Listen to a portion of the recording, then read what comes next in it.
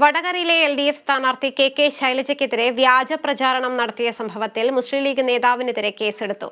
ന്യൂമാഹി പഞ്ചായത്ത് സെക്രട്ടറിയും ന്യൂമാഹി പഞ്ചായത്ത് അംഗവുമായ അസ്ലമിനെതിരെയാണ് പോലീസ് കേസെടുത്തത്.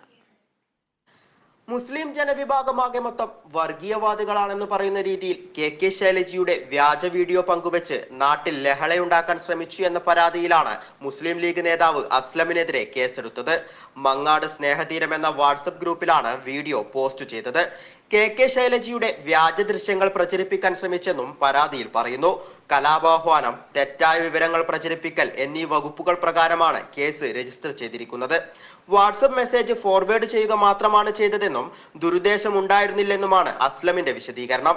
LDFന്റെ നേതൃത്വത്തിൽ തിരഞ്ഞെടുപ്പ് കമ്മീഷനും പരാതി നൽകിയിരുന്നു. UDF സ്ഥാനാർത്ഥി ഷാഫി പറമ്പലിനെ എതിർകക്ഷിയാക്കിക്കൊണ്ടാണ് പരാതി നൽകിയത്. UDF സ്ഥാനാർത്ഥിയുടെ അറിവോടെയും സമ്മതത്തോടെയുമാണ് സൈബർ ആക്രമണം നടത്തുന്നതെന്നാണ് പരാതിയിൽ പറയുന്നത്. Kerala vision news, Kannur.